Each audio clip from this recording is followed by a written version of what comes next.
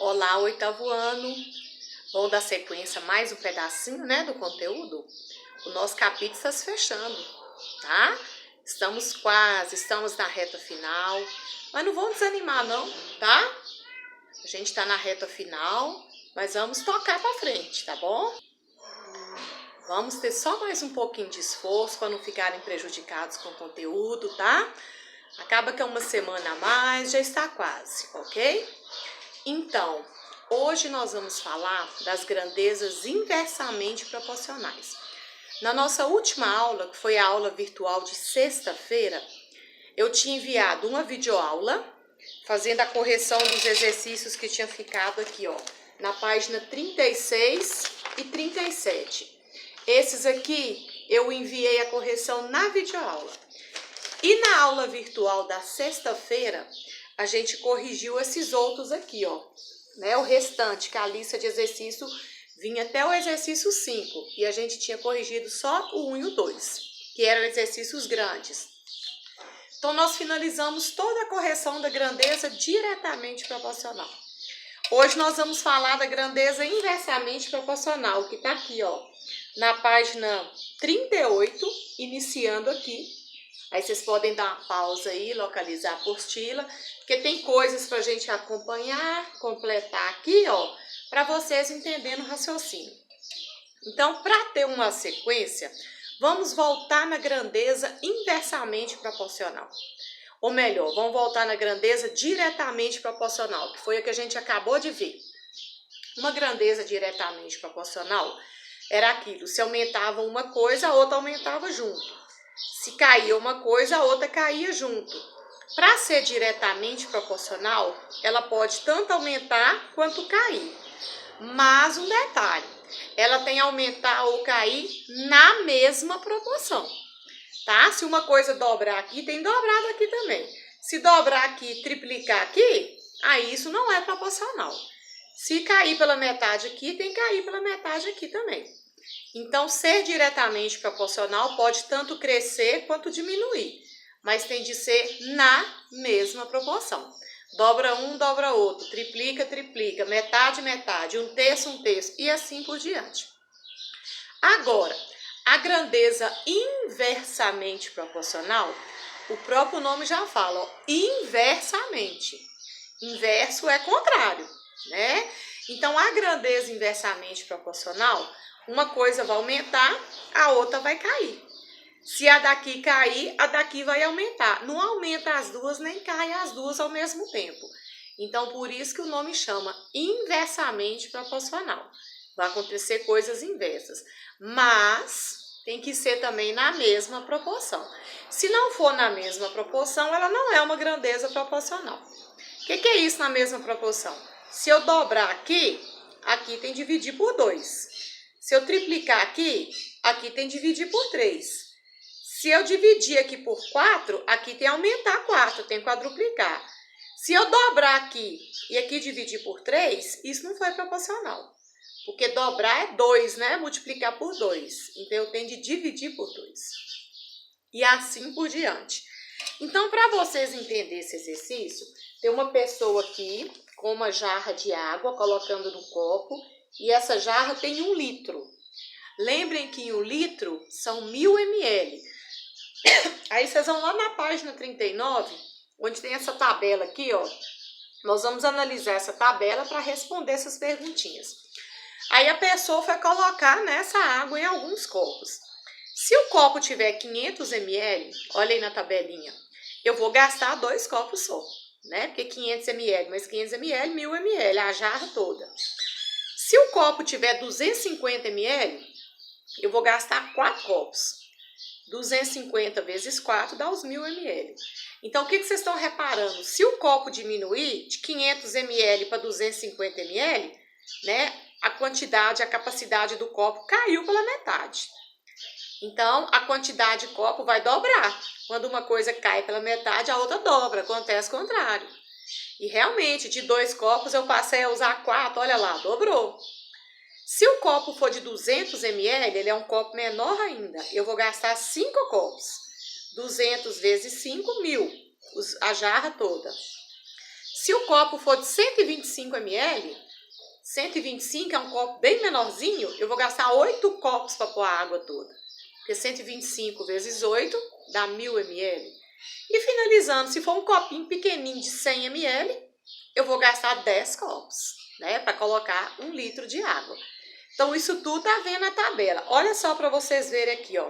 De 500 ml aqui, ó, para 250 ml, 500 para 250 caiu pela metade. E aqui era 4 copos, aqui passou para 8, olha lá, ó. Quando aqui cai pela metade, de 4 para 8, dobrou.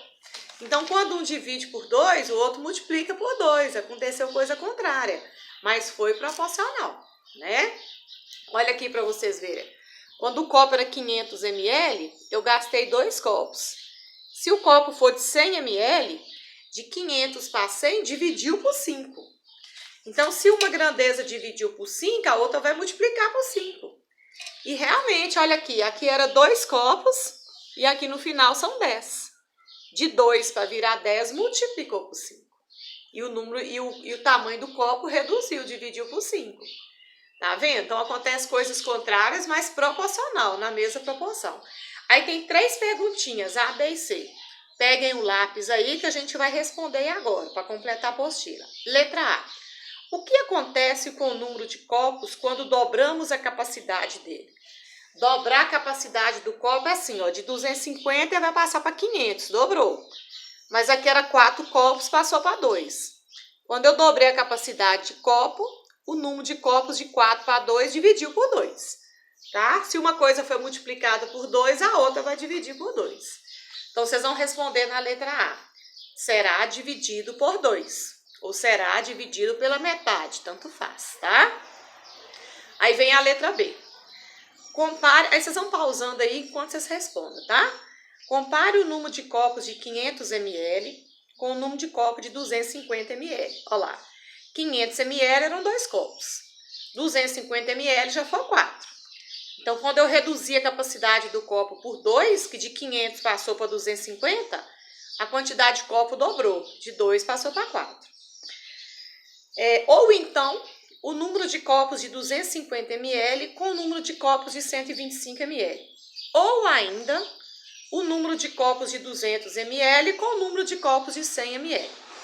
O que acontece com o número de copos quando a capacidade de cada um é dividido pela metade? O copo de 200, quando ele passa para 100, aqui ó, de 200 ml ele passa para 100, ele foi dividido por 2. Mas o número de copos, que era 5, passou para 10. Foi multiplicado por 2. Então, vocês vão responder, né? O número de copos foi dobrado. Ou então, vocês vão colocar o número de copos foi multiplicado por 2. Foi isso que aconteceu aí. E ainda tem uma letra C. Compare o número de copos de 125 ml com o número de copos de 500 ml. O que acontece com o número de copos quando a capacidade de cada copo é multiplicado por 4? Aqui, ó. Quando o copo era de 125 ml, eu gastei 8 copos. Quando o copo for de... Qual foi a quantidade que ele pediu aqui? De 500 ml. Eu gastei 2 copos. Só que de 125 para 500, multiplicou por 4, aumentou 4 vezes. Então, a quantidade de copos tem de dividir por 4. E de 8 para virar 2, ele dividiu por 4, realmente. Tá? Então, o que a gente vai colocar? O número de copos é dividido por 4. Então, pode colocar isso aí na letra C. Ok? Agora, nós vamos analisar uma segunda situação. Que é essa pessoa aqui, que está andando de bicicleta, e vocês vão analisar comigo essa tabela aqui agora. Antes de analisar a tabela, eu já vou dizer para vocês uma coisa. Velocidade e tempo é um exemplo super importante para a gente entender a grandeza inversamente proporcional. É o exemplo mais simples e mais interessante para entender. Por quê? Vê se vocês concordam comigo. Quanto mais rápido uma pessoa anda, ou de bicicleta, ou de carro, ou a pé, né? Então, quanto mais rápido ela anda, menos tempo ela gasta para chegar no destino, não é? Vamos pegar um exemplo de um carro. A pessoa vai fazer uma viagem de Diamantina para Curvelo, por exemplo. A primeira pessoa ela vai com uma velocidade de 100 km por hora. Aí vamos supor que ela gastou 2 horas para chegar em Curvelo. Uma outra pessoa vai viajar para Curvelo também, mas ela vai a 120 km por hora. Quer dizer, ela está mais rápido. Então, ela vai gastar menos do que 2 horas. Enquanto mais velocidade eu coloco, mais rápido eu chego. Mais rápido é menos tempo, né? Então, velocidade e tempo, não tem como velocidade e tempo ser diretamente proporcional. Se a velocidade aumenta, o tempo cai. Quanto mais rápido a pessoa anda, menos tempo ela gasta. Se a velocidade diminuir, se a pessoa for reduzindo, ela vai gastar mais tempo. Mas o que acontece? Um cai, o outro aumenta. Um aumenta, outro cai. Então, a velocidade não é assim. Não tem como essa pessoa que foi a 120 km para Curvelo gastar mais que 2 horas. Se ela está mais acelerada, ela vai gastar menos. Ela vai gastar 1h30, 1h20, né? De acordo lá com a velocidade. Então, velocidade e tempo é um exemplo muito prático para entender essa questão. Aí nós temos uma tabelinha aí que é de velocidade por tempo. Aí analisa comigo. Quando essa pessoa estava andando essa bicicleta a uma velocidade de 10 km por hora, ela gastou 90 minutos para chegar no destino. 90 minutos é 1h30, né? Quando ela estava com a velocidade de 15 km por hora, ela já gastou 60 minutos, 1 hora. Quer dizer, se ela está andando mais rápido, ela vai gastar menos tempo. Quando a velocidade dela passou para 30 km por hora, triplicou, o tempo dela caiu para 30 minutos.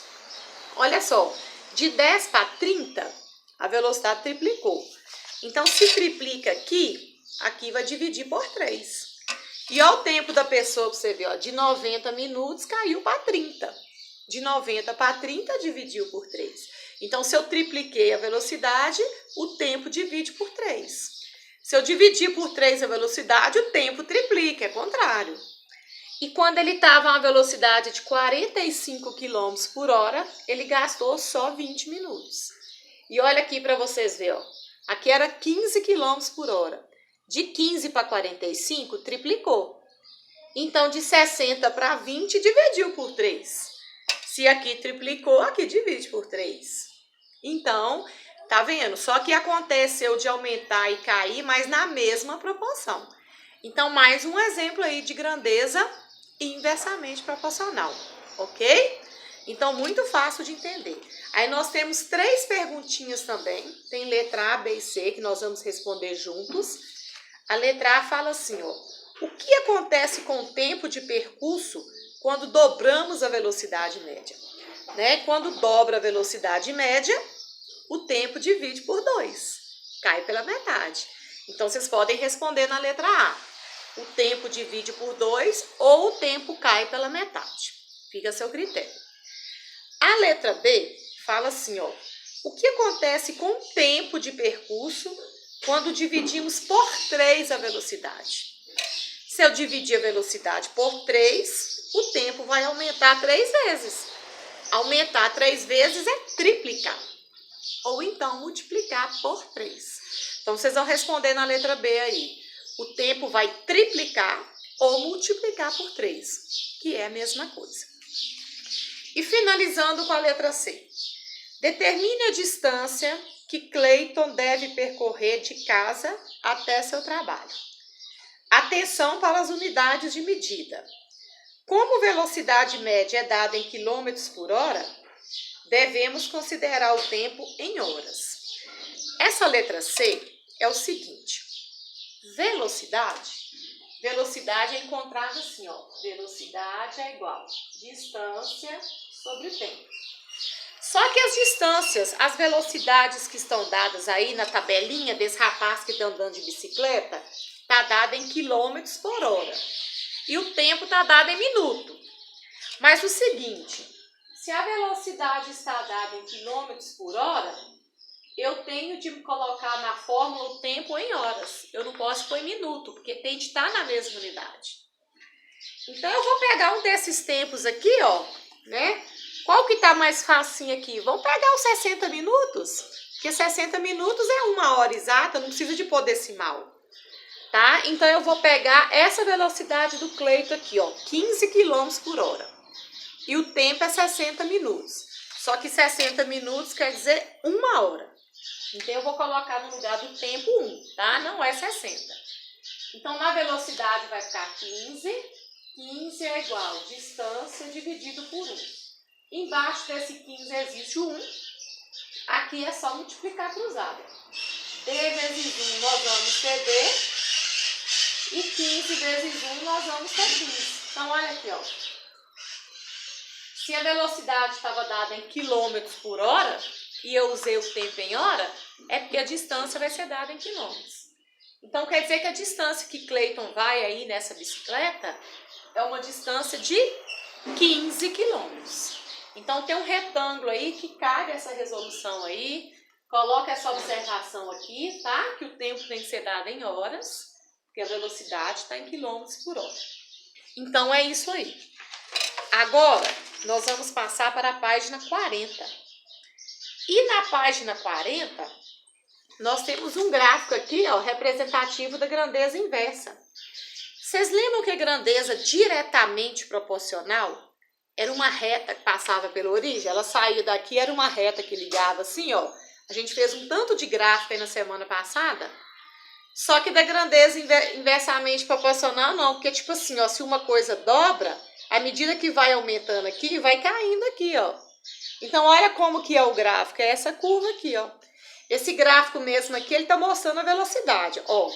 Com a velocidade aqui, ó, de 30 km por hora, ele gastou 30 minutos. É só olhar na tabelinha. Com a velocidade de 15 km por hora, ele gastou aqui, ó, 60 minutos. Com a velocidade de 10 km por hora, ele gastou 90 minutos. Foi só marcando os pontinhos. Quando ligou os pontinhos, deu essa curva. Porque aqui não tem como dar reta.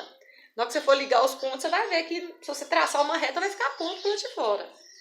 Então, esses pontinhos estão marcados aqui, são os pontinhos lá da velocidade, olha lá. Quando a velocidade foi 45 km por hora, ó, o tempo gastado aqui, ó, foi 20 minutos. Então, 45 aqui está ligando com 20. Depois das bolinhas marcadas, é só unir. Mas na hora que vai unir, não tem como dar uma reta.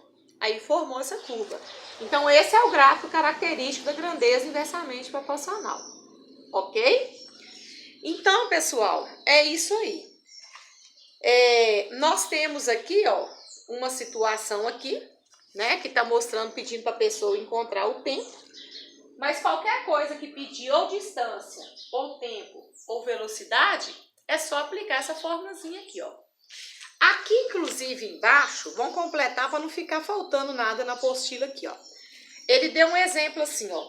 Determine em quantos minutos, presta atenção, Cleito fará o percurso de sua casa ao trabalho se a velocidade média for de 40 km por hora. Em seguida, analise se o valor encontrado corresponde ao indicado no gráfico. Então, olha só, aqui o exercício já tinha dado a velocidade, a gente já tinha o tempo e achou a distância. Agora é contrário. Ele quer saber, a gente já sabe que a distância que ele vai andar é de 15 km. Aí ele quer saber quanto tempo ele gastaria se a velocidade for de 40 km por hora. Se a velocidade for de 40 km por hora, então no lugar desse V nós vamos colocar 40. Mas presta atenção, a distância nós já encontramos, que a gente já viu que a distância da casa dele até o trabalho é de 15 km. Então vou colocar 15 e eu estou procurando o tempo. Ele quer saber agora quanto tempo que ele vai gastar. Mas ele pediu quanto tempo em minutos. Se aqui está em quilômetros por hora, velocidade, ó, quilômetros por hora. E aqui está em quilômetros, eu vou encontrar o tempo em horas. Aí depois eu transformo para minuto. Então, cuidado aqui, ó. Aqui existe o 1. Então, na hora que eu for multiplicar cruzado, a gente sempre multiplica a letra primeiro. 40 vezes t, nós vamos ter 40t, que é igual 1 vezes 15, 15.